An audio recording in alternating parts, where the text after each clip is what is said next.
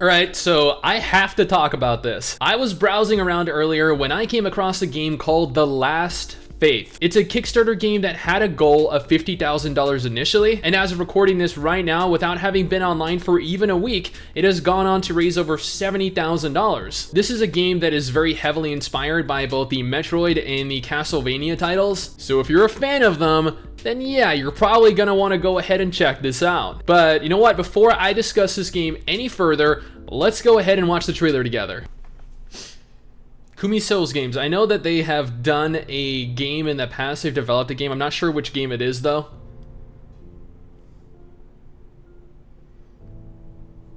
And just so you guys know, I have not looked at this trailer yet, and that thing right there is gruesome. That is gross. And this looks so cool. Like, we're in the first 30 seconds, and this looks so cool.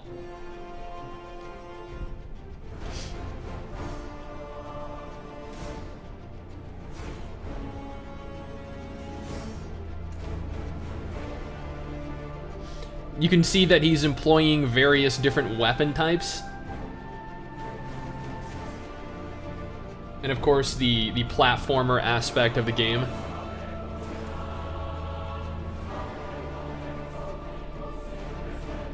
Man, the special effects on these attacks look so cool. If you're not getting Castlevania vibes from this, then you are not a Castlevania fan.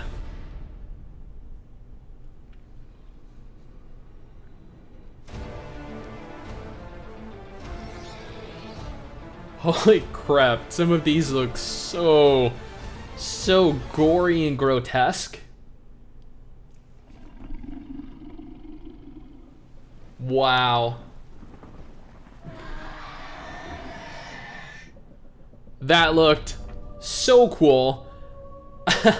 Oh, and I'm pretty sure that is the end of the trailer. So if it wasn't evident from the trailer, yes, this is a side-scrolling platformer with a very dark, very gothic theme at its core. And you know what? It looks absolutely beautiful. I almost feel as though I'm at this point in my life where I think that pixel art games like this, games that utilize sprites, look better than 3D games. Does anyone else feel that way when looking at games like this or Sea of Stars? Yes? No? Maybe so? Regardless, according to their Kickstarter page, and I know this is one of the most important aspects of the game to a lot of you, but The Last Faith employs a very reactive action combat system and features an array of different weapons with their own unique style of play. There is nothing more boring than running around with a sword. And that is literally it for the entirety of the game, so this will at least keep things exciting. You have the ability to power up your weapons with special buffs, you have a variety of different magic spells that you can use to both damage enemies and support yourself, and the world is, according to the developers,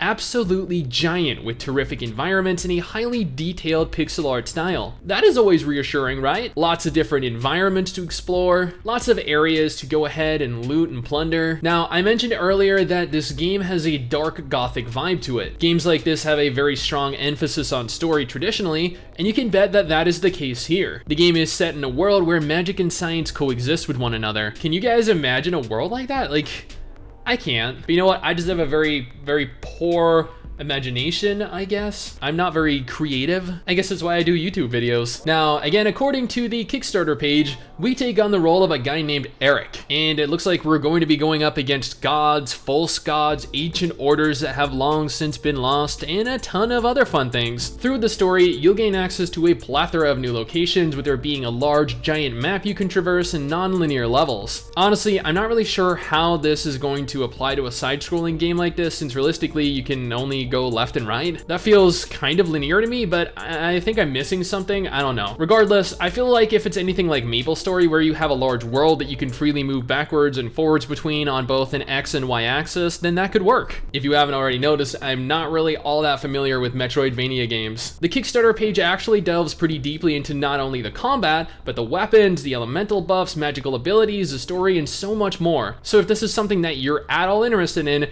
go ahead and check that out. Otherwise, I would be here for like over 20 minutes summarizing it. The Last Faith is currently going to be launching onto Steam and is expected to launch onto additional platforms like the Switch, the PS4, with Xbox platforms getting the game eventually as well. The Last Faith began development in 2018 and the devs have been working hard at it since. I didn't see a confirmation on when specifically the game would be launching onto Steam, but according to the Kickstarter page, you can obtain a physical copy as of September 2021. So if you're looking for a release date, there you have it. Or that should be what you should expect at least. I'm excited for this, and honestly, I hope you guys are too. But that's just my opinion, my first impressions of the game. What do you guys think though? Let me know down in the comments below and let's talk about it. Anyway guys, that is it from me. Thanks for watching. Hopefully you enjoyed the video. Don't forget to subscribe for more content like this, and I'll see you all next time. Peace.